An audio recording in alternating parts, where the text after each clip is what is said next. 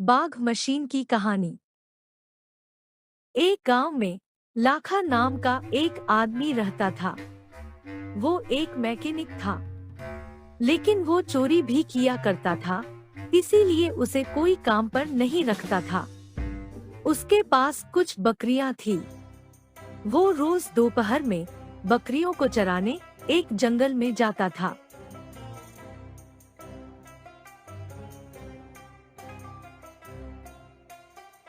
एक दिन वो जंगल में बकरियां चरा रहा था। तभी उसे एक मरा हुआ बाघ दिखाई दिया। उसने सोचा, इन बकरियों से मुझे उतना फायदा नहीं हो रहा है। मैं इस बाघ के चमड़े से कुछ काम की चीज बना सकता हूँ। वो बाघ का चमड़ा लेकर अपने घर चला आया और बड़ी मेहनत से उसने बाघ को एक मशीन में बदल दिया और फिर वो उसमें बैठ गया।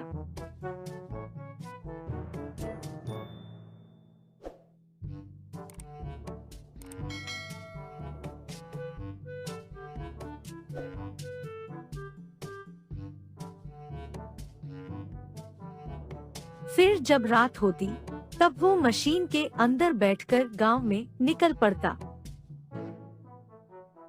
वो जिस भी घर में घुस जाता, वहां के लोग घर छोड़कर भाग जाते।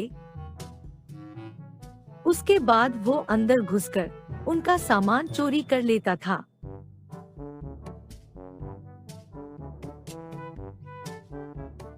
एक दिन वो गांव के साइंटिस्ट पवन के लैब में आया। उसने पवन के घर में कुछ भी काम का सामान नहीं देखा। गुस्से में आकर उसने वहां पर रखे रोबोट और बाकी चीजों को तोड़ फोड़ दिया और वहां से वापस आया।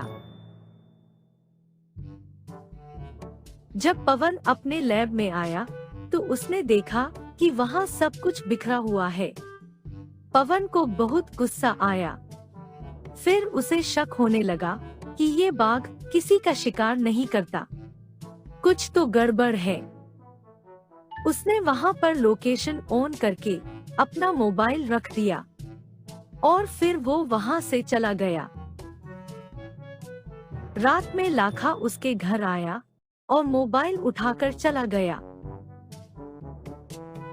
उसके बाद पवन ने अपने दोस्त को फोन किया और अपने पास बुलाया। उसका दोस्त एक पुलिस था। पवन ने उसे सारी बातें बताई।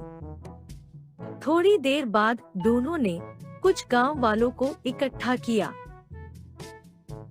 पवन दूसरी मोबाइल से अपनी मोबाइल को ट्रैक करने लगा और वो बाघ की लोकेशन पर पहुंच गया। गांव वालों ने देखा कि उनका सारा सामान वहां पड़ा हुआ है और लाखा आराम से सो रहा है। उसके पास बाघ का पुतला भी खड़ा है। गांव वाले उसके पास गए और उसे बहुत मारा। उसके बाद पुलिस ने उसे गिरफ्तार कर लिया और जेल में डाल दिया। इस तरह पवन ने अपनी बुद्धि का इस्तेमाल करके गांव वालों को मुसीबत से छुटकारा दिलाया। दोस्तों, अगर आपको ये कहानी अच्छी लगी हो, तो हमारे चैनल को सब्सक्राइब करना ना भूलें।